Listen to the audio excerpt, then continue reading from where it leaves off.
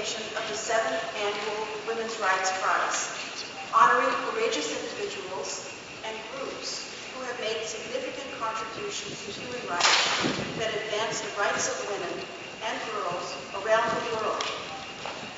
We are grateful to all of those who have made it possible for us to be here at the Reichhold Center for the Arts today. To the Governor, the First Lady, President Jeffrey Hall, the staff at UBI and the Reichhold, staff at the Gruber Foundation. As you might imagine, we could never hold an event like this without the support and work of a number of both seen and unseen hands, and we thank them. We are here to honor the amazing achievements of Leymah Gbowee and the Women's Legal Center. Before presenting them with the prize, we will hear from them, as well as from distinguished local participants, during the panel discussion that is called Gender-Based Violence, the Family and Society. Now let me invite our panel co-moderators to join me on the stage, both of whom are advisors to the Women's Rights Prize. They sit on the selection committee that selects the recipients each year. It is my great pleasure to present Sakiko Fukuda-Parr, Professor of International Affairs at the New School in New York City. She is a development economist working in the areas of human rights and poverty, conflict prevention, and global technology. She is also on the board of several NGOs advocating for human rights and technology for development. From 1995 to 2004, she was the lead author and director of the UNDP Human Development Reports. She founded the Journal of Human Development and is on the editorial board of Feminist Economics. Professor Fukuda-Parr holds academic degrees from Cambridge University, the Fletcher School of Law and Diplomacy, and the University of Sussex.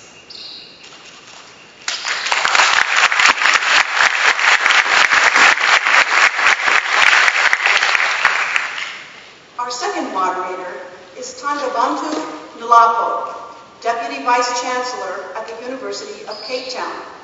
A former Deputy Ambassador of South Africa to the United States, he was appointed by President Mandela to serve on the South African Law Commission.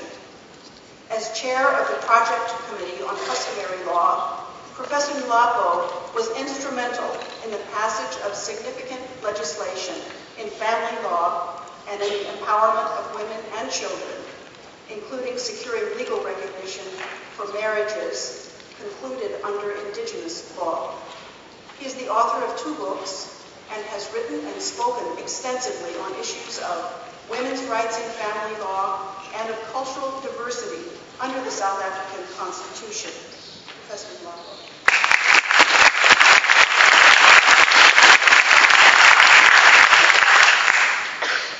Now let me ask our recipients, Ms. Leymah Gbowee and Women's Legal Center trustees Teboho, Molebatsi, and Alison Tilley, please also join us on stage.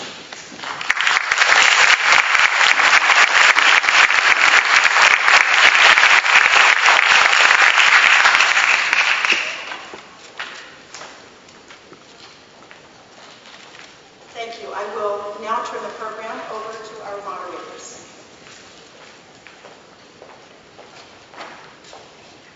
Thank you.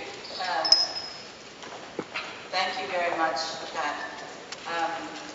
The proceedings will be organized in the following way.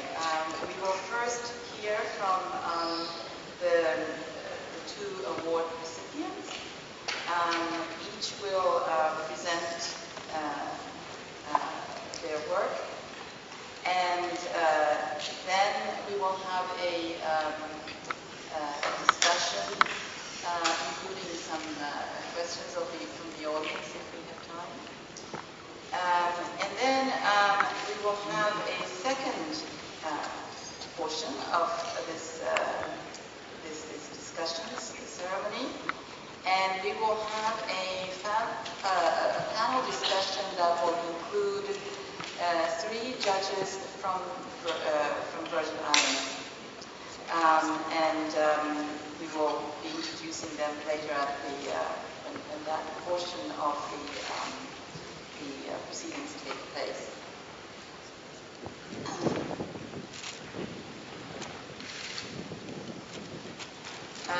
Now, it is my pleasure to invite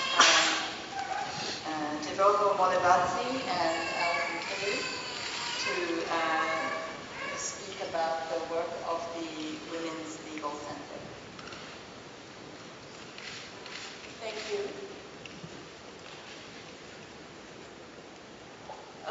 The Women's Legal Center was founded in 1998 as a result of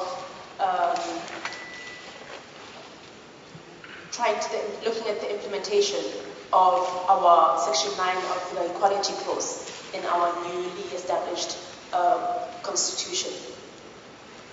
The Women's Legal Center is a non-profit, independently funded law center. Our primary goal is to further women's equality in South Africa, with particular attention to the rights of the socially and economically disadvantaged women.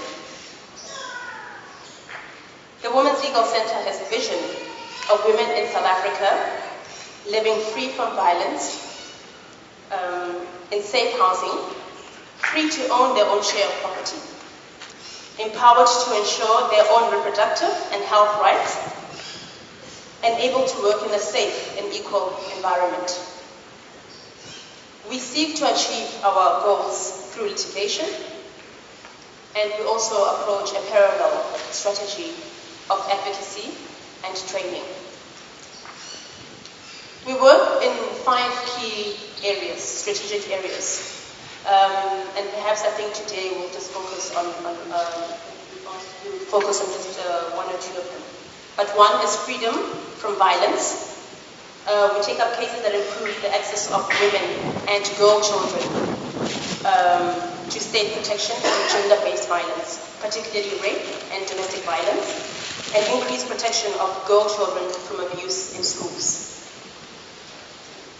We also take up cases, and perhaps our larger pool is relating to fair access to resources in marriage and partnerships. We take up cases to ensure that women receive a fair share of the matrimonial estate and assets of partnerships where they're dissolved, whether by death or separation. This involves ensuring that all partnerships are legally recognized, irrespective of religion and custom. This will include all customary law marriages. Polygamous marriages. In South Africa, we recognize polygamous marriages. So a man can have more than one wife. We don't know many women can have more than one husband. So perhaps, let's say, a man can have more than is recognized for the man to have more than one wife, and thus the law has been introduced to protect all the other spouses, the second or the third or the fourth wife. We also look at access to housing and land. We take up cases that extend tenure to women in their own rights, to prevent loss of tenure on the dissolution of marriages and partnerships. And this would relate to cases where the children, perhaps, I will speak a little bit about it, which is one of the cases, where children may inherit even if their parents are not legally married, or may inherit, or where spouses whose marriages are not recognized may still inherit in terms of interstate succession law, which is when we don't have a will, when you have been written down a will. We also take up cases to fair labor practices, which extend employment protection to vulnerable groups. Vulnerable groups are women working on farms, sometimes sex workers, etc. And we also try to develop the law on sexual harassment in the workplace in relation to domestic workers and just workers in general. And access to healthcare is an important component of our work. We defend legal challenges to the right to make choices around reproductive health and litigate to ensure that women have access to reproductive healthcare.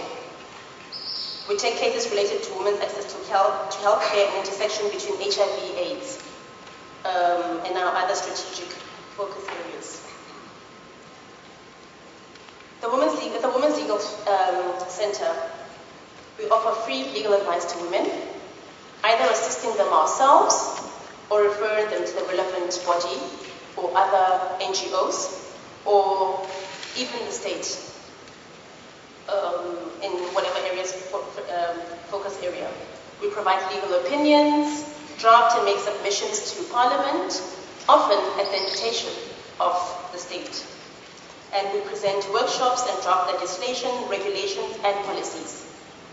We also provide training to ensure gains won in cases are communicated and implemented and help to recover our costs. It's very important to the center that after we take up our litigation, that we communicate whatever results so that it's implemented on the ground to those communities on which we're acting upon. And we also provide, as I mentioned, information and training and do capacity building regionally on the continent. Perhaps I'll look at just one case in particular in our recent successes. It's the Bear case. Provides an interesting study on how the constitutional rights of women and girl children intersect with customary law. The South African Constitution incorporates customary law into South African law to the extent that it is consistent with the Bill of Rights. The courts are empowered to develop the customary law in line with the Constitution, and where this cannot be done, to declare customs that conflict with the Bill of Rights unconstitutional. In the case of Mrs. Bear, she had two daughters, aged 2 and 9, who could not inherit from their father's property because they were female. Mrs. Bear could not, the property was the girls' home in Khayelitsha, which is on the outskirts, township on the outskirts of Cape Town, where they'd been living with both their parents. Since their parents were not married, the mother had no legal claim to the house. And because, of course, of the patriarchal nature of customary law, the children could not inherit. Thus, the house was given to the girl's grandfather, who decided to sell it to defray funeral expenses.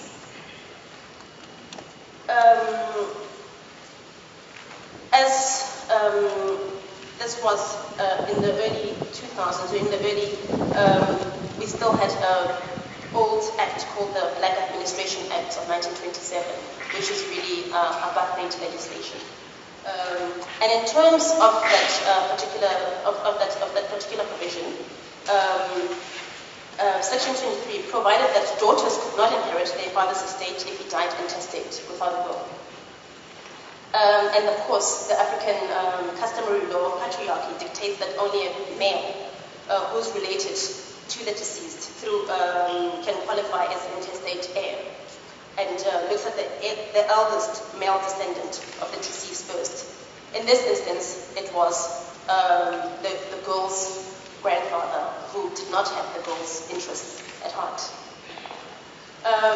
The matter appeared in the Constitutional Court, and in 2004, the Constitutional Court confirmed that South African customary law relating to interstate succession are unconstitutional and discriminatory. The court also confirmed that the entire statutory scheme governing deceased estates of black persons is unconstitutional. Therefore, the Black Administration Act would no longer apply, as it discriminates on the basis of race, birth, and gender.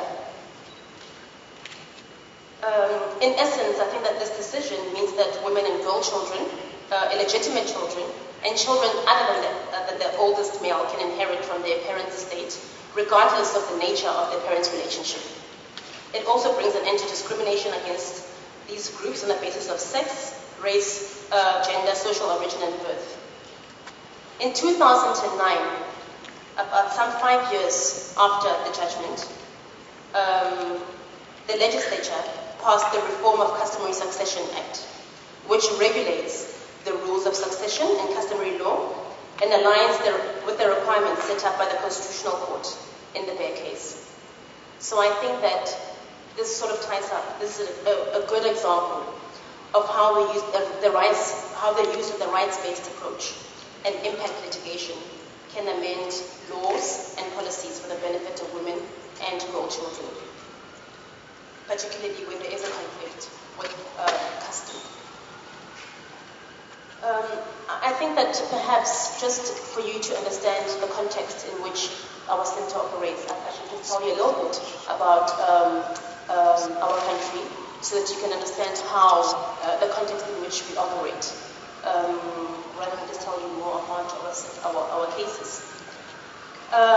South Africa has the widest disparity in income between rich and poor in the world. We compete with Brazil. We're neck and neck. Approximately half of all South Africans are living beyond the poverty line. Poverty and inequality in South Africa are characterized by race and gender and class, with per capita income of black households of 13% that of whites. It's estimated that 60% of black South Africans remain poor and live in deteriorating socioeconomic conditions. According to the South African government, the majority of the poor are disproportionately women. The poorest households in South Africa are female-headed, and the highest percentage of these are rural women-headed households. According to the 2006 household survey, more women than men are unemployed, and black African women have the highest unemployment rate.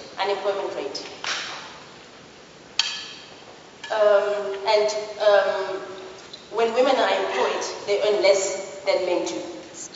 Women generally worked in highly vulnerable jobs such as domestic, casual, seasonal, or sex work industry. Recorded child rapes in the world. Depending on various statistics and studies, it has been reported that up to 50 children are victims of rape a day.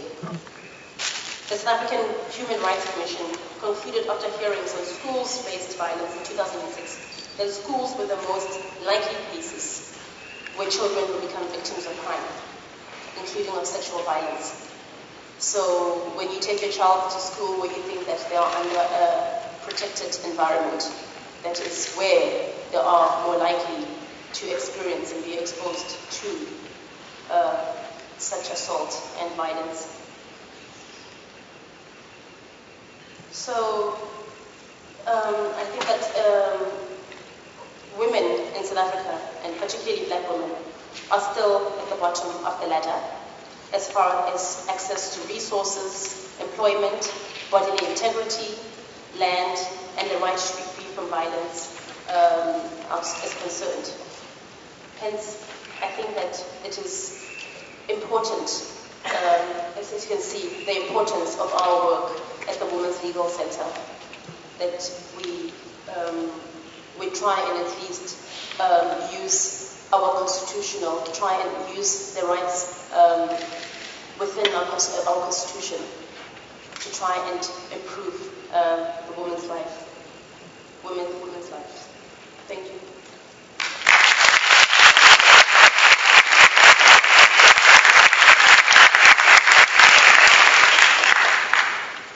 Thank you very much, Teboho, for that. Thank you very much for keeping to the time. I think we are in a position now to make up the time we It is now my great pleasure and honor to invite Leymah Gbowee to address us. Thank you. Thank you all for coming. Currently, the work that I do, I work for an institution that I co-founded with two other colleagues called the Women Peace and Security Network Africa. And what we seek to do is to increase women's holistic participation in peace and security, leadership and governance in Africa. That's a mouthful. Basically what we're trying to do is get women on the tables at peace talks, get women in their communities involved in peace building, and also get involved in some of the processes, the security processes. One of the things that we realized as we started this journey, we started the journey in 2006 after we had a successful activism process and period in Liberia. We realized that most of the work that women do in terms of community-based peace building is ad hoc, spontaneous, and it lacked the kind of strategic thinking to sustain it. Usually you have processes that starts and is beautiful after 6 months to a year is over. So we decided, a group of us, that there is a need for us to really sit and think through some of the work that we do as peace builders. But there was also a disconnect between peace building and the security process, especially after we end conflict. You have a lot of donors and donor countries going in to say we want to redo your army, we want to redo your police, and they have this beautiful name for it called the security sector reform. Usually when they come to do the reform, women are never involved in the process of the reform. One of the things we've seen in Liberia, Sierra Leone, and other countries that are going through that process is that security sector reform and the inclusion of women is like, okay, let's increase the number of women in the police. Then we've done reform. The policies, all of the practices remain the same. So we decided we're going to start this particular work, and we have 4 broad thematic focus. One is women and human security.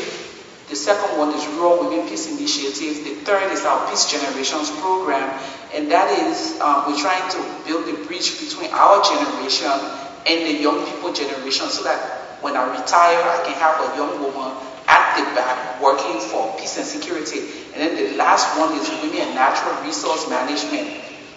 West Africa is really, really blessed with oil, diamonds, gold, and most of our internal conflicts start from this. And at the end of the day, the women are the ones who are really, really bearing the greatest brunt. Even when you have companies come in and pay good money to governments, at the community level, you still see poverty and these women. So we're trying to see how we can get women involved also in the discussion around natural resources, the impact on the community, the impact on their lives, and the impact on peace and security in their different regions. So these are our four broad-based thematic areas. How we try to do it, we provide the platform. Usually we have series of interaction workshops and training activities that bring women together to talk about some of the issues concerning them. In 2007, we had our first West African Women strategic review of peace and security in the region. And at the end of that, they gave us our 3-year mandate to do the work that we do.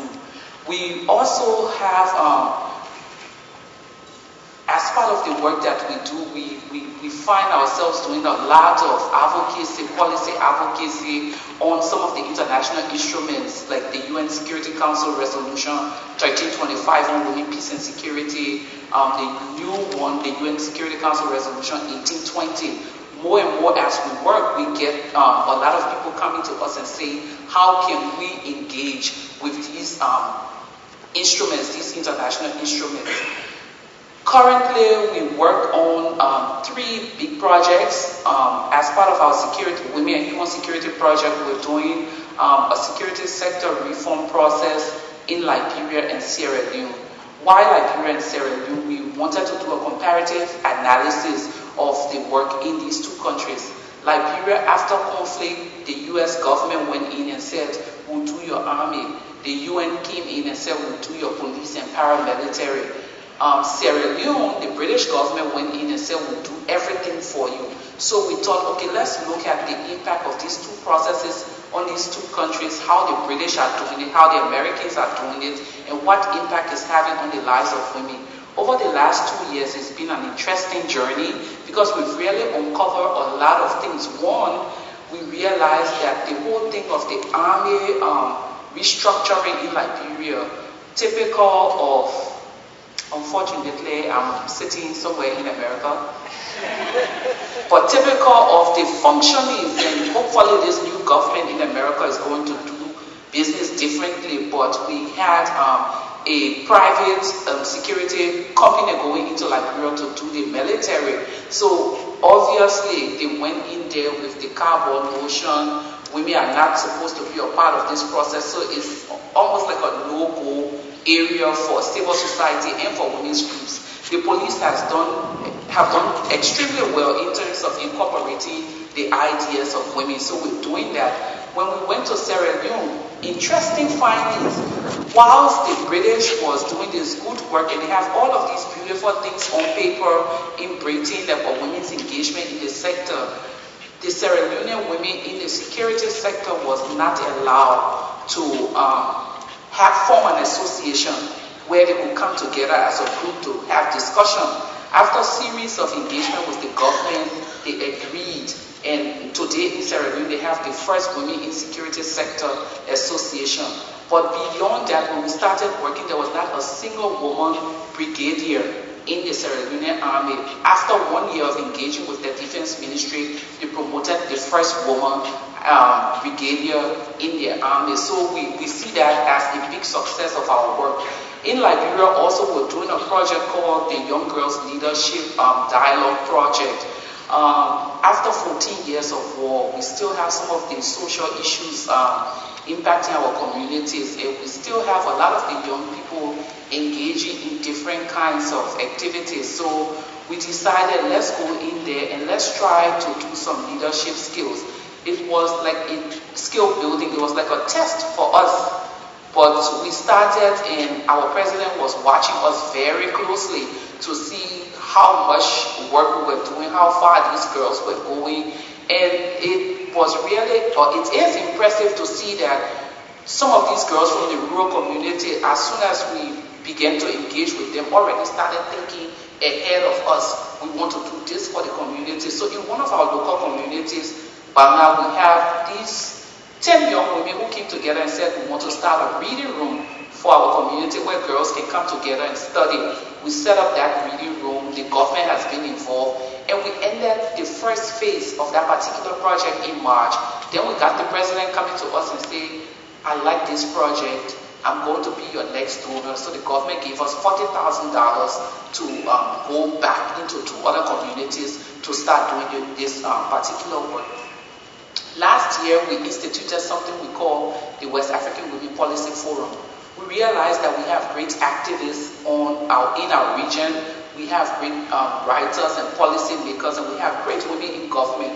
What we saw was that there was a serious disconnect between the women in government, the women in civil society, and the women in academia. So we thought, let's have this forum that will bring these women together. Last year forum, we brought a lot of women. We wanted to assess the gains and kind of see where we want to take it. At the end of the forum, we put forth several policy recommendations, and one of it was that we needed to increase our advocacy and our capacity building for women's political participation in the region. This year, I'm pleased to say that the Ivory Coast, which is one of the West African countries, will be going to elections in a few months. And we're going back for our second West African Women Policy Forum. And this year we're going with political discussion.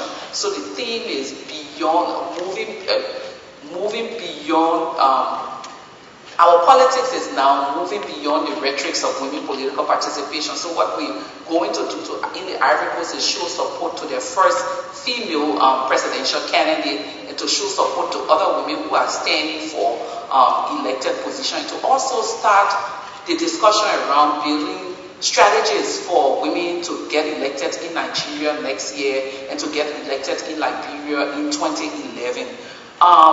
What are some of the successes of this work that we've done? I mentioned some earlier, but we are engaging real nicely with some of the governments in the region. A typical example of this successful engagement was that when we started working with the Army of Sierra Leone, the Defense Ministry, the Ministry of National Security had just gotten the National Security Policy. And we went and had a meeting with Parliament, did some training with them. Afterwards, the parliamentarians went back to the president and said, can we get that document off your desk? This is something that is not typical of Africa. We need that document. And the president was like, why? He said, before you put your signature, we realized that something substantially missing from the document, and that is a gender perspective. So they pulled the national security policy off the president's desk and said, can you all review it for us? Sierra Leone also have just gotten accepted back into the United Nations as peacekeepers. The government just engaged with us and said, can you come back and train our soldiers that are going into peacekeeping duties on gender relations as peacekeepers? This is a milestone in the life of an African country, especially if you've been hearing all these stories about sexual exploitation and abuse at the hands of peacekeepers. For one country to be saying we need to do it right before we send our soldiers out there, this is great. I talked about ending the first phase of our Girls Project. We've also gotten a lot of recognition from the AAU and the Economic Community of West African States, which is our sub-regional body. Currently, ECOWAS is doing the ECOWAS standby force, like our ready-made army in West Africa in case of natural disaster and in case of civil conflict in any country. And we're doing a manual on gender and peacekeeping operations. And they've asked us, can you come and test your manual with our troops that we are recruiting for this? Great, for women to be engaging in such a thing. We've also just ended our research on the grassroots women perspective of security. Every time we go to big meetings, we get people deciding for us in Africa what we need, especially as it relates to security. Currently, we said we need to hear from the women in the community. And some of the issues that my sisters from the Legal Center raised are the same issues, cross-cutting. Security for us is our daughters not being raped when they go to school. Security for us is basic health care. Security for us is legal reform. Security for us is safe drinking water. All of these things. What are some of the challenges? Some of the major challenges we face in our work first is people still see us as little girls, and we should not be discussing security matters, especially when you sit with some of the generals. It's disheartening, but it's also a reason for us to keep pushing forward. We also still have, while we're doing all of this great work, policies and legislation in different countries that tend to really prohibit women from moving forward. Thirdly, whilst we have all of these big international instruments on women's involvement in peace and security processes, they are nothing but toothless bulldogs because they lack accountability mechanism and implementation of strategies. So this is what we do. This is the tiny work that we do in West Africa. Thank you.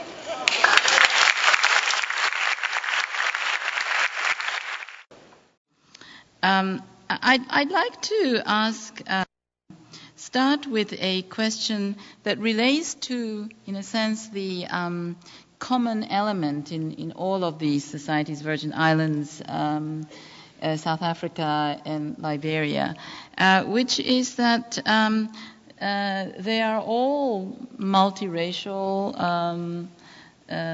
or multi-ethnic in some cases societies with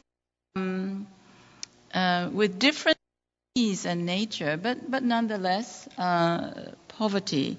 And I was wondering if any or all of you would like to comment on the challenges of this multi-ethnic, multiracial makeup of society in trying to secure rights of women, and perhaps particularly in relation to issues of gender violence, either in the family, in the workplace, or elsewhere. I'd like to start with some comments on this question. I'll jump in. Yes, please. Well, for the case of Liberia specifically, and more generally West Africa, we have layers of dimensions of culture and cultural practices. And as it relates to the culture, to issues of rape and domestic violence, our culture is quite silent. It's not public. It's not a public matter. So quite recently in Liberia, the Association of Female Lawyers, along with other women's groups, managed to get for the first time a rape law passed into the rape bill passed into law, and it's such a strong law that it's a non-bailable crime, and the punishment for rape now is 12 years to life imprisonment. The difficulty we are now faced with in terms of addressing the issue of rape, first, the issue was we didn't have any law to deal with it. Now that we have the law, going into communities and getting people to really report cases of rape. And so because most of the time there is this whole thing of divine justice, and in the typical Liberian English, they would say, I leave mine to God. God is going to avenge whatever, or let's talk this the family way, meaning we should have a family conferencing on this particular issue. So going out and really getting people to come out. But this is also layered with the whole thing of stigmatization, because once a person steps out to say I've been raped, their chances of getting married in a tiny community is lowered, and the chance of them ever living a normal life is difficult. So these are some of the difficulties in terms of really advocating for and seeking justice for individuals who have been severely violated. On the issue of domestic violence, it's still tough. In as much as we have Africa's first female president, we still have a mindset that sometimes the family is like, is he buying clothes for you? Yes. Is he feeding the kids? Yes. You have a roof over your head? Yes. It's okay. It'll get better one day. So you more and more you still find women finding it difficult coming out to say that this is what is happening to me in the private space. But it's not because they're not aware of all of these laws and legislation, but it's deeply entrenched into the culture and the way they've been brought up. Can I perhaps direct this to our Virgin Island colleagues? To say, particularly in taking advantage of the fact that there are colleagues from the bench, what your own take is of these issues that we're discussing this afternoon. I just wanted to pick up a little bit on what Leymah was saying about the issue of domestic violence.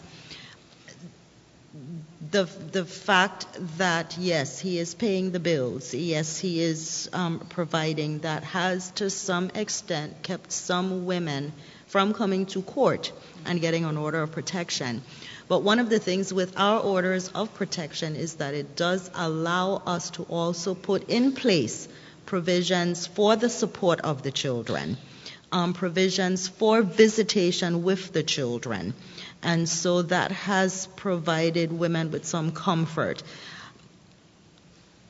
I don't think women in the Virgin Islands should fear coming forward and filing a petition. The fear may come from, as you said, the other pressures, the family. That may stop her from coming. But the organizations like the Family Resource Center, organizations like the Women's Coalition, women are fully aware of the process and what they need to do. The filling out of a petition is it's very simple. Some women, can't read or write, but the staff at the court will help them to write it out. If they're not, if they don't speak English, there's Spanish-speaking people on the staff. They will let them write it in English, and then one of the clerks will type it out. Let them write it in Spanish, and one of the clerks will type it out in English. But some of the cultural issues are very similar. Very similar. Yes, ma'am. Good afternoon, and thank you very much for this opportunity. One of the things I have experienced working at the Family Resource Center is that a part of the fear of disclosure, and not just with rape or domestic violence, is also connected with what I'll call the climate of the community's attitude towards the stigma of the rape or the abuse. When it comes to the abuse, oftentimes the abuser is a social butterfly, very nice, probably involved in maybe some faith organization, is very helpful to neighbors, and demonstrates characteristics that don't necessarily match what a victim might be experiencing behind closed doors. So coming forward to disclose creates a challenge when everybody thinks that the person that you're accusing of the abuse is so nice and provides the clothing, the food, and is a great provider, and so that they can't imagine that this the violence or that the abuse is happening. So it can be difficult for victims to disclose and to feel ashamed and to feel afraid, because if the disclosure also leads to separation and the person is the breadwinner and does provide, then the questions come up. And yes, Judge Steele did say that the protection orders provide for certain reliefs, and if for whatever reason some of those things do not happen, especially in cases where if the person's job involves use of a firearm and they may lose the firearm because of the acts of domestic violence, there may be some apprehension to continue with a protection order if that provider may lose the ability to carry the firearm, especially if it's going to have an impact on whether they can continue to work or not. If I might add, yes, please. Good afternoon. In the protective order that is issued in domestic violence cases, as judges, we look at what we can order that would try to keep the family unit together, because notwithstanding the instances of domestic violence, there is still the issue of trying to keep that family unit together. So also included in those orders are provisions sending the victim to counseling and also sending the assailant to some type of intervention program such as Men Terminating Violence, because it's important that we try to keep family units together, and most of the time there is a relationship and long-standing relationship between the parties that are involved in these domestic violence cases. So that's one of the areas that we also focus on as family court judges. Thank you. Sakiko? Yes. Perhaps if I can add on, I think that in addition to some of the work we do is that we also look at cases where to try and reduce what you call the second trauma that women suffer when they're reporting the cases. I think that we have found that in our countries that the first phase of reporting would be to the police, and that we have the justice system, the police system, you know. And sometimes women experience such difficulties with the police, either who have not been trained to deal with or just refuse to deal with victims of rape, who are not sensitive enough, or who just really don't care. I mean, in one instance, one of our clients, actually, we did take up a case on behalf of one of our clients who went to the police station to report that her ex-husband, who had previously been abusive to her, had threatened to kill her. The police did not listen, and subsequently the offender killed her daughter. And I think that it is also just in relation to that, the state's obligation to protect women in those instances, which also plays a very important role. That we may have all these orders, we may have all these tools that are available to us, but if the various sectors, including the police, the judiciary, don't help, then there's just no use. There's no use for any of them. Mm-hmm. Yeah. Well, I think we can continue this dialogue about domestic violence and issues of stigma and so forth for quite a while. But let me move on to raise another question, which is a different kind of violence. So, while Virgin Islands does not have child soldiers like those that have terrorized Liberia, or high level of, but it does have high levels of violence among juveniles, if I understand it, and much of it perhaps gang-related. And do women then in this territory have the will and strength to combat this violence in the way that women of Liberia have taken on the warring factions in their country?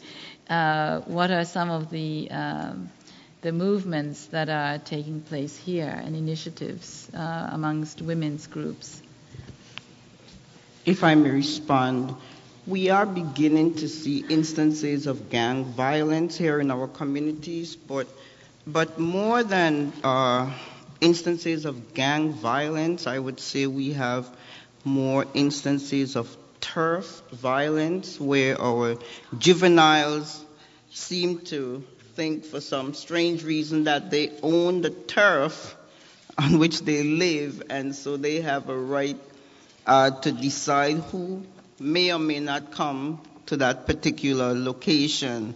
Whether or not the women here in the Virgin Islands have the will and the strength to combat that type of violence, I would say yes, they do. But the question I would ask is whether or not they're willing to mobilize in order to combat that type of violence. I think a lot of the violence or the feeling of wanting to belong comes from a lack of a father figure in a lot of our households, and not just a father figure, but just a positive male role model. And what these gangs may offer is just what these juveniles are looking for. They're looking for a sense of belonging that they've never felt in the household, and so they're forced to go on the outside to look for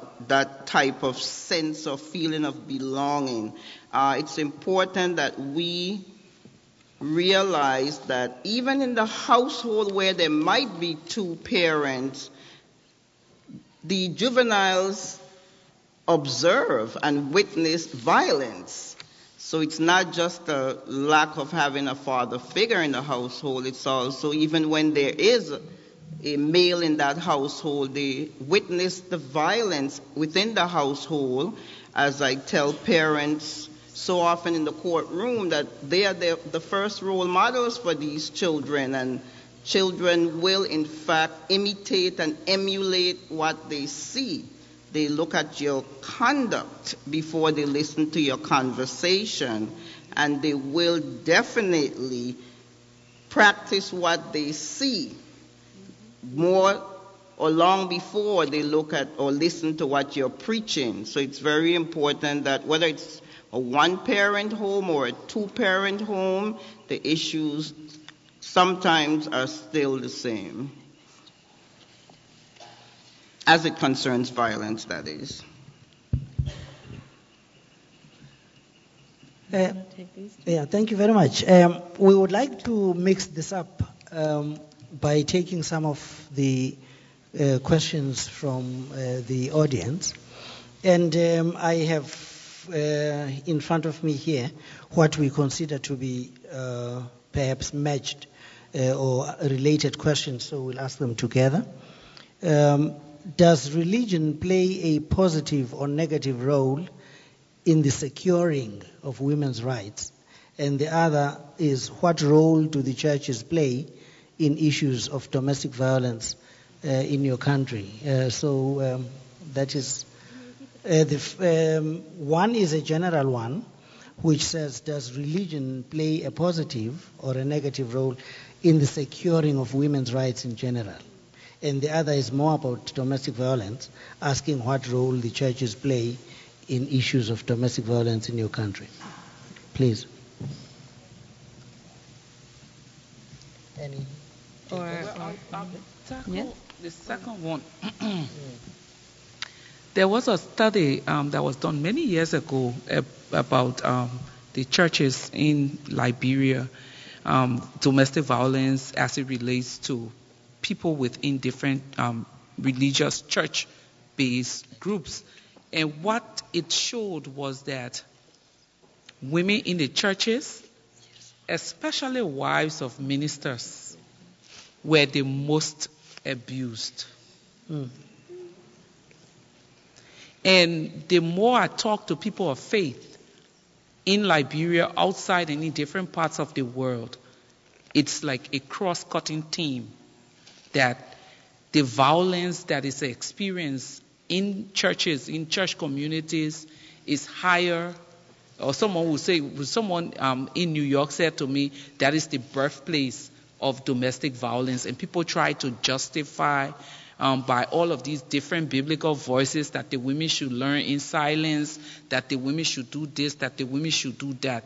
And more and more you find churches, in my context, easily engaging in political issues publicly than they would in denouncing issues of wife beating and domestic violence.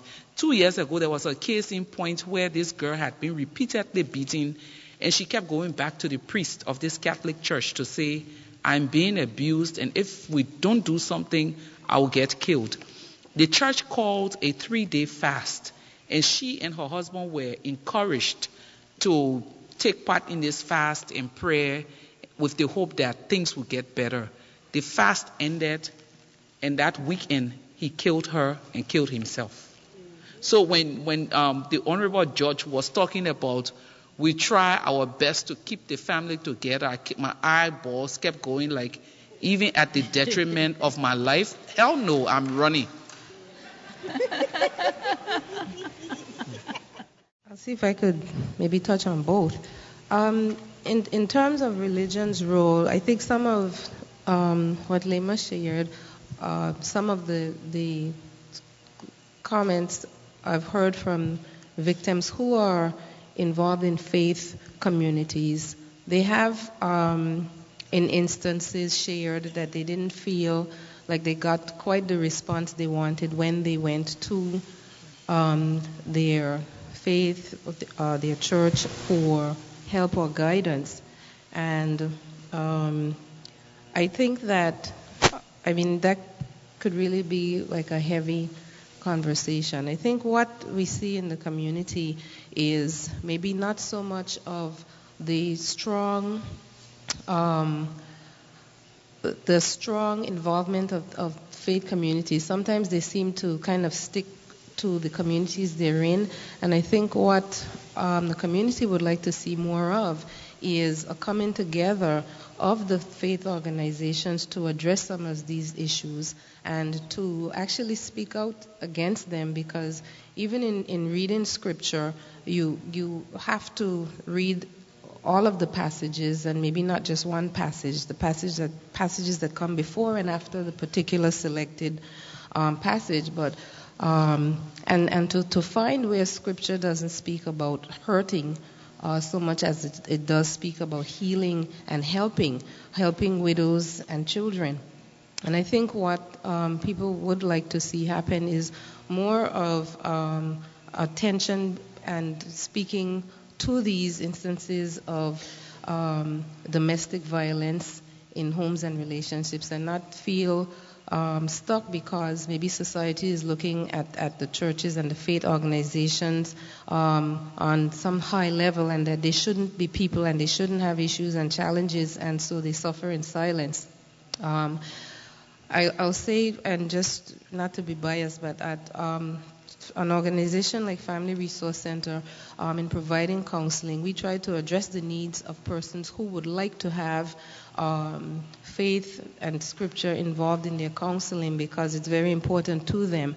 And so we, at the agency, the counselors are trained, would seek out those scriptures that would help to support the areas of interest that they have, and to work with them, not against their teachings, but to help them search scripture for themselves and find the healthy translations in their perspective of what scripture says, and not to follow what they think they understand to mean that a spouse should remain in an abusive situation and not address it. And the agency would encourage and accept when orders are written for the abusers and the victim to participate in counseling, which is extremely important because they have an opportunity to understand the dynamics of what they're going through, to heal at the same time, or to approach healing at the same time.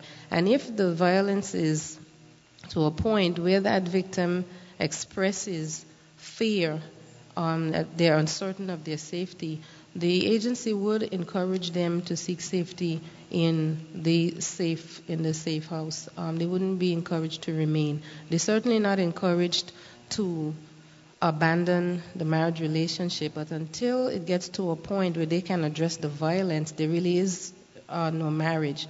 There's just really a war zone, so to speak.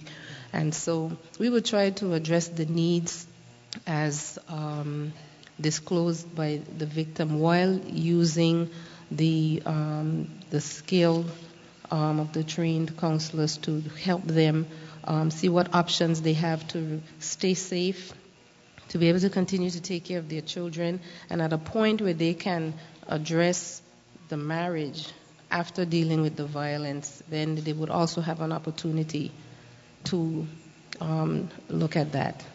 Thank you very much. Sakiko? Well, it seems to me that there seems to be this sort of problem of stigma and changing, sort of pervasive opposition, in all corners of society. And I have a question here that really perhaps is not so much a question, but a comment that violence against women and children is an enormous problem in Liberia, South Africa, and the Virgin Islands. And in the Virgin Islands, in spite of clear laws, the victim is often made to feel responsible for shaming her family. How can we change the cultural climate? My experience is that it is often the maternal parent that does not want to press charges. But so, I suppose that this is an advocacy for change that has to get support from different corners. And so here are a couple of questions that relate to the engagement of men. How successful have you been in engaging men in assisting and fostering awareness in gender-based issues? And a specific one for Leymah, how did the men respond to your movement? Did they attempt to control it? or in what ways did they attempt to block it? I think war fatigue was really on our favor, and Yes, we have a lot of bad men in Liberia, but we also have some real good and decent men. And I say this to say that when we started the protest, we made it very clear that we didn't want men involved. One, we had a very repressive regime, and usually when you have a thing of civil disobedience with women, people tend to see it as it's not going to work. These are jokers. Once men come in, then they start thinking maybe there are arms hidden amongst this group or there's something. So we purposely said to the men and to the young boys who came and said, we want to be a part, that you can't be a part. Let us do this.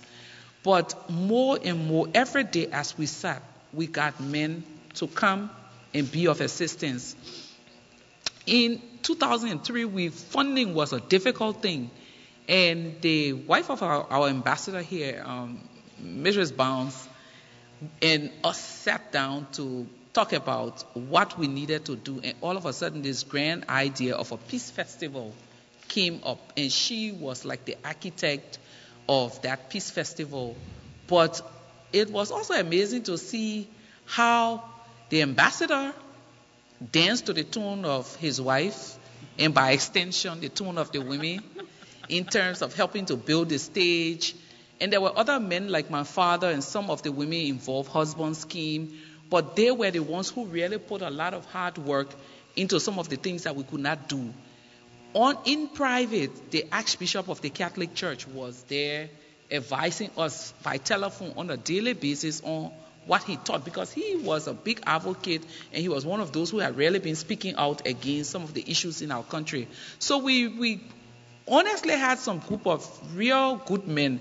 From my community where I live in a slum community, and the boys from that community came every morning to provide drinking water for the women as they sat in the sun.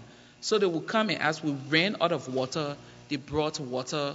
And a few days ago, I had a conversation with someone, and this is just to conclude. We were talking about good and evil. And one of the things that came out clearly as we had this conversation was that in this world that we live in, there are more good people than evil people. The problem we have is that the good people fail to step up and step out. So most times, the few evil people that step out seem to be crushing and overpowering us. And so if more good men who appall domestic violence, who hate rape, and hate some of the crimes associated with against women, violence against women, were stepping out and not wanting to be seen as a nerd or as a woman or as something else, the bad ones will step back into they step back out of the limelight in the dark where they belong.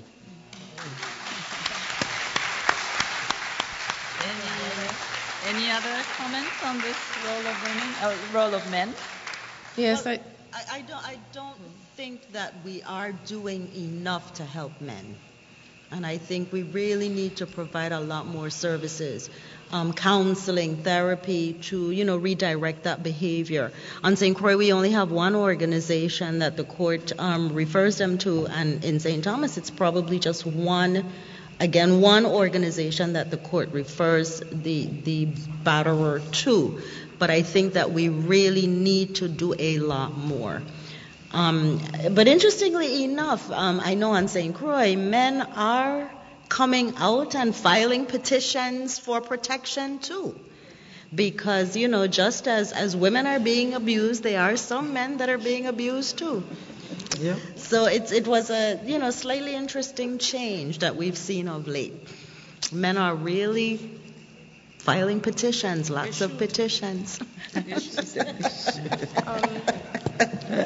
the question, one of the significant things I think in the question was what we can do in terms of the community and the climate, whether it comes to domestic violence or sexual assault. I do think that there needs to be definitely a support of the organizations that we do have on board, working towards ending these types of violence, violent behavior in the community. And I think that we absolutely need to hear more from leadership and make leadership synonymous with the good people who are coming forward and pushing the bad people back. And I think if we can get leadership to turn speaking out against domestic and sexual violence into a new fad, into like a new thing to follow or to support.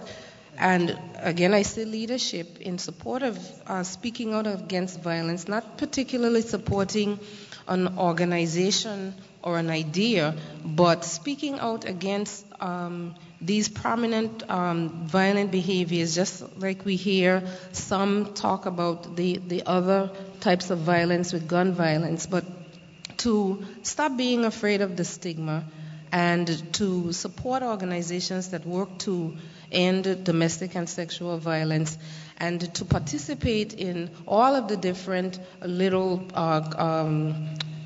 programs and activities that speak out against violence. I think that the community would be encouraged to do so as well. And as I said, make leadership synonymous with the good people who step forward to speak out against violence, and hence pushing the bad people to the rear. Thank you very much. Yes, please, Alison. I think that in terms of dealing with the violence at this level, I mean, we find that what we're trying to do is deal with it on a systemic basis. So we're trying to say that where the police are failing to act, we have to sue the cops. Where we have a client who was raped, her rapist was arrested, jailed, released, and he went out and he raped our client again for the second time. It's where he was on parole, but I mean it's those situations where you're seeing a failure to act where we can only tackle it, we feel, effectively at a systems level, and we make it simply too expensive to fail to act. It is just too costly to face order after order after order with significant damages going to our clients. You're in a position where it just becomes unsustainable, and you actually have to act.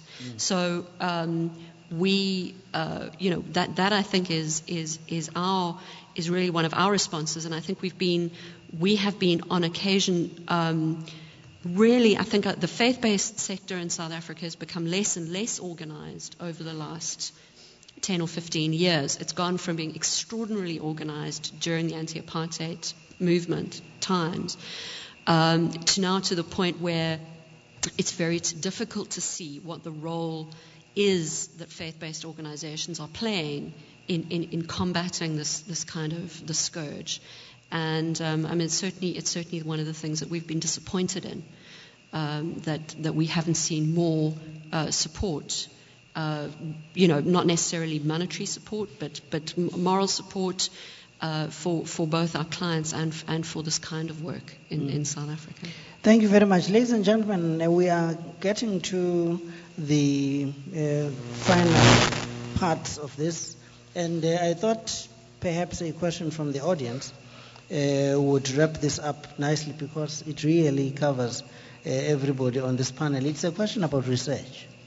And basically it says, what is the state of research as to the cause of violence faced by women?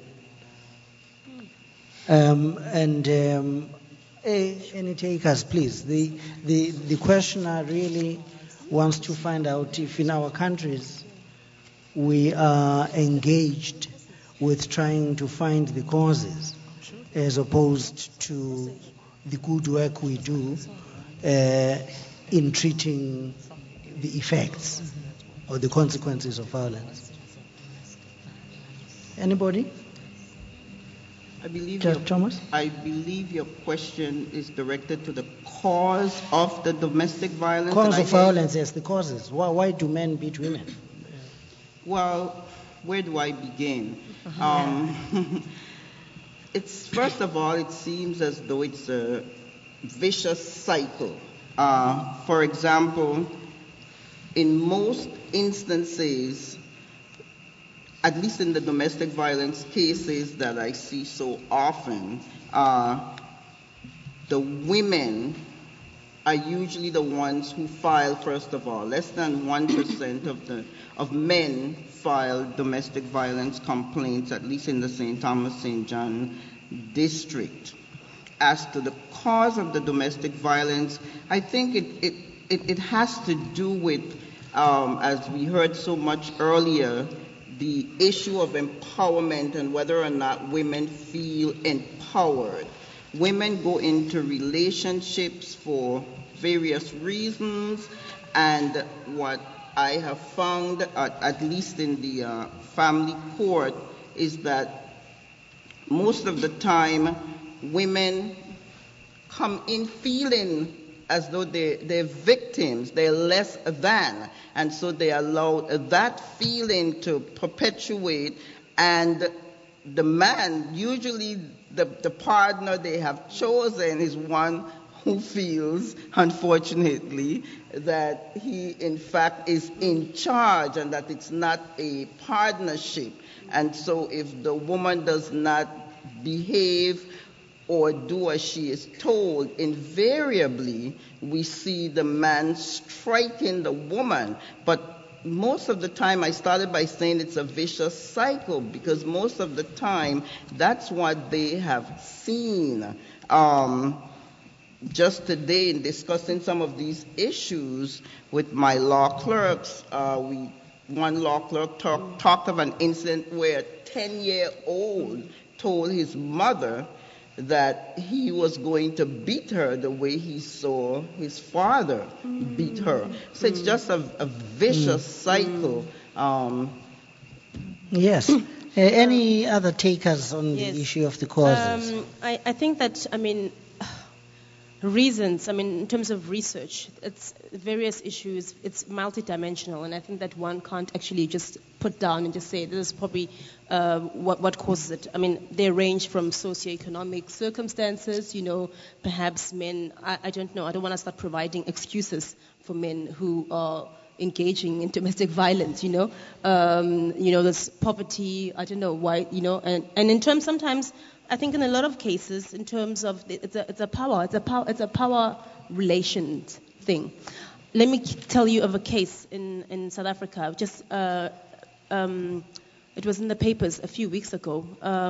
One of our director generals in the Department of Intelligence, as you can see, the head of the Department of Intelligence. It appeared was beating up his wife, who is a deputy president of the ANC Women's League. The ANC is the ruling party. And it transpires that these two very powerful people, the woman who's a very powerful woman, who's an educated woman, who holds a very powerful position in society, has been being beaten up over the years. And it has never come through. And the man, when the DG, when he was asked about this, said that the woman felt that she was too powerful. She refused to iron his shirts for him and refused to cook, was giving the helper was being made to cook too much, and he wanted to show the wife who was the boss in the house. So, it's a reflection that even the most educated, even the most powerful people, this shows you that even that the issue of domestic violence touches on all sectors and all various different classes, all race groups in South Africa. I think that including the vulnerable. But I think that one of the major reasons in South Africa of the reasons for rape, particularly of child rape, is HIV/AIDS. Some men believe that if they sleep with a small child, they'll be cured of the disease. So hence the escalation of child rapes in the country. There's a belief that if you sleep with a child, you won't get the disease. And it's amazing how well spread this belief is. My theory about abusers is simple. Insecure men who can never stand up to other men that use abuse as a tool of control. Thank you. Thank you very much. Well, I think this has been an absolutely fascinating cross-country, cross-national discussion, and I myself, I'm completely struck by how similar, in fact, some of these challenges are, and I've learned an enormous amount about the different experiences in these three quite different countries, and from the perspectives of individuals who are playing very different roles in the legal structures, in the non-governmental processes, and using the diverse channels of action, from education to international advocacy to counseling and many other ways. So I think this has been a tremendously rich discussion, and I would particularly like to, obviously thank all of the presenters here, all the panelists, Leymah, Teboho, Alison, Sandra, Patricia, Audrey.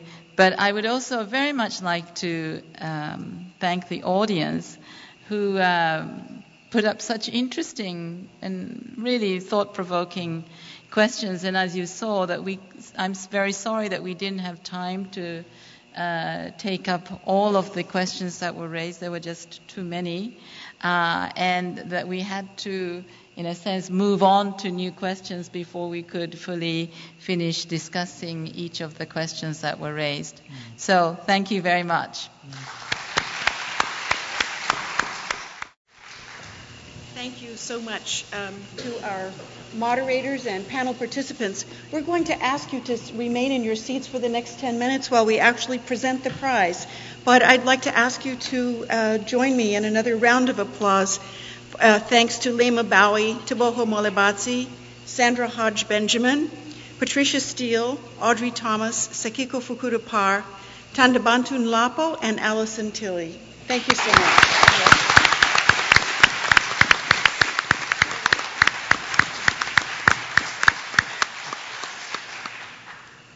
Some people are just joining us now, and we want to acknowledge again our thanks to the Governor and First Lady and to the President of the University of the Virgin Islands, David Hall.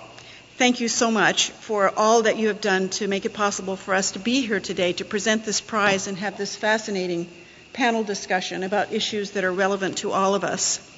As I think you can see, all of the panelists and all of the recipients are working in the trenches, fearlessly facing obstacles that women deal with every day and our communities deal with every day. And so you can see why out of some 70 nominations, these recipients were chosen this year for their outstanding contributions to women's human rights. Before we actually give them their gold pins and shake their hands and present them with the prize, I'd like to tell you a little bit about the company these recipients are keeping. The Foundation's prize program, which was established in the year 2000, now presents 5 annual $500,000 prizes in the fields of cosmology, genetics, neuroscience, justice, and women's rights. Each prize recognizes achievements and discoveries that produce fundamental shifts in human knowledge and culture.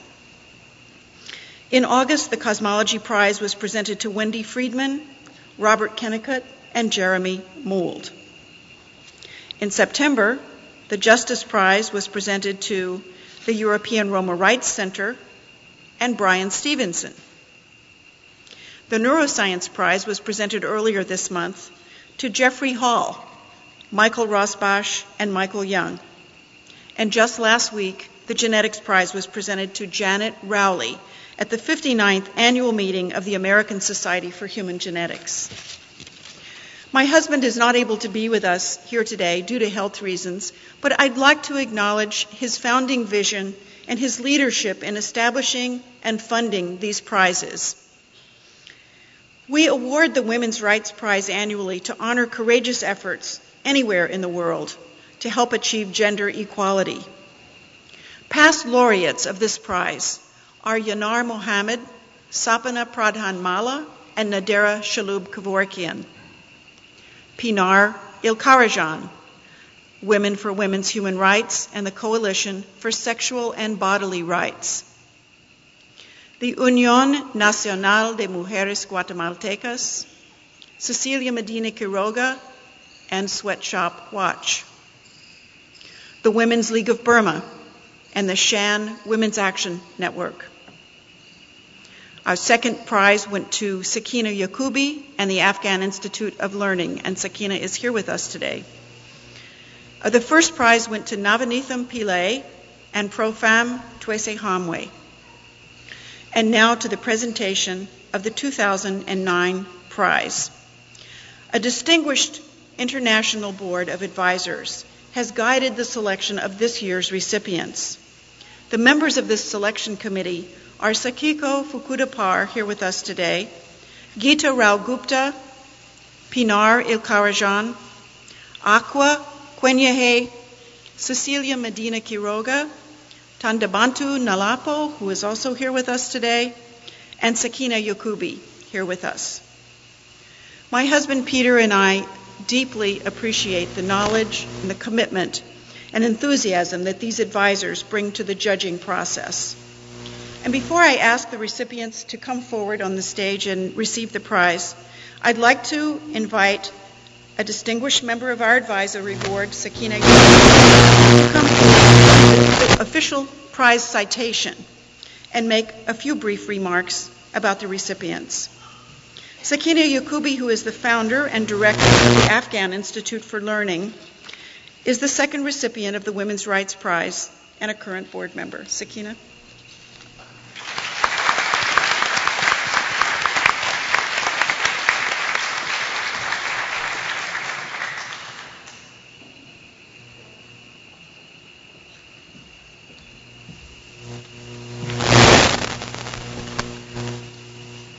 أعوذ بالله من الشيطان الرجيم بسم الله الرحمن الرحيم 2009 Gruber Women's Rights Prize Citation.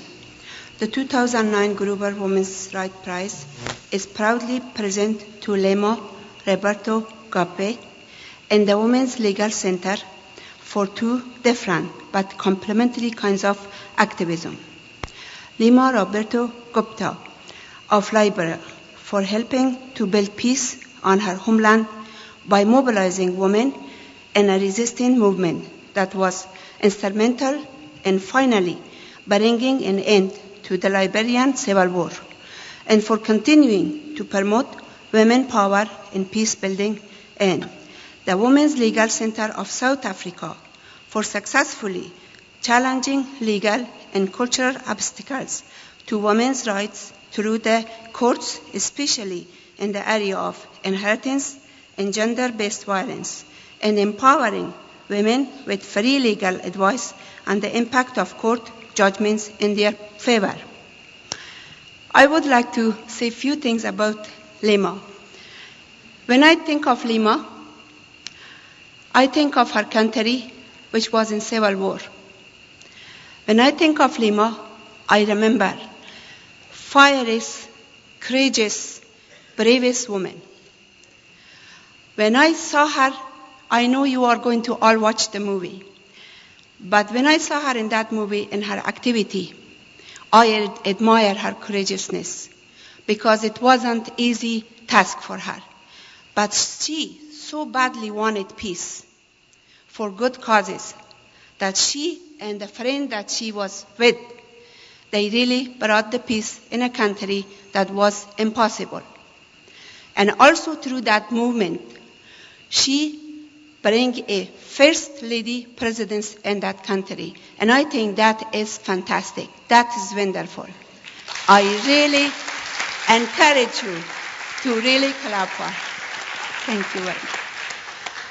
With the women's legal right, I think that this is a wonderful organization because in the country, like there is civil war, there is violence, there is problem in the country, especially against women. If there is not a women's legal center to protect them, no matter how much the activism do their job, but there is not a framework, there is not a structure. So these women organization, women's legals, right, they are really doing tremendous job. And I really admire you for your wonderful work, that you establish the law and give the framework that it will back up the women in violence. Thank you very, very much. Really appreciate it. Thank you.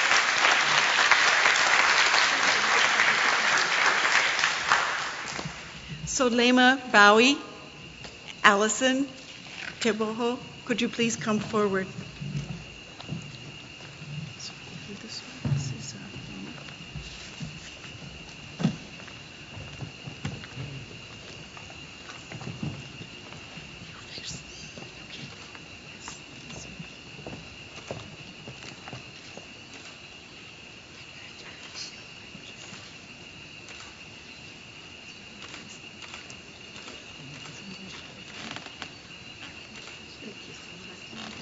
Sorry. Can you get that? Yes. Congratulations. Yes.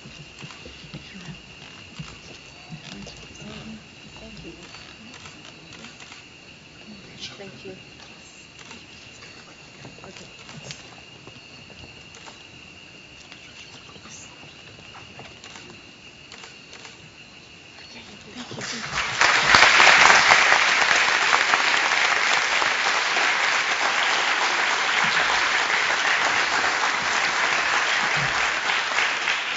Thank you so much for joining us today. And may I remind you that tomorrow at the Tilley School is a film about the work of Leymah Gbowee. It's at 8 o'clock. It's in Prior Yallock Hall. And a part of the cost of the ticket goes to the Liberian Renaissance Fund. So we hope that all of you will join us tomorrow evening at 8 o'clock. Thank you again. This concludes our program.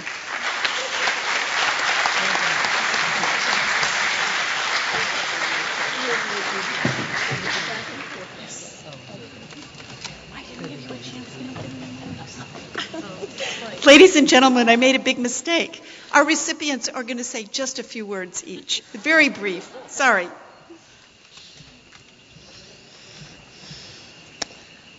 Your Excellencies, distinguished ladies and gentlemen, I would like to express my heartfelt thanks and appreciation for this award. It comes at a time where women's discussions, where issues and discussions to end major challenges facing women globally are increasing. At the same time, hate crimes and blatant disrespect for women's human rights and dignity are also increasing in an appalling manner. This award renews my commitment and resolve to continue working for the cause of women in war situation, in peace situation, but living under conditions like war situation. I accept this award on behalf of the women of Liberia who have taught me to be strong and resilient in the face of evil. I dedicate this award to the women of Guinea-Conakry who on September 18, 2009 went out to protest the military government intent to stand democratic elections and were shot, killed, and brutally raped publicly. I dedicate this award to my friend and sister Abby Disney, who without her coming to bring our stories to light, we would never have been here, I would never have been here, and the recognition due the women of Liberia we may not have gotten. I dedicate this award to young girls around the world. With this, the future of the world is yours. Good can definitely overcome evil. Step up, step out, and do the right thing. Thank you.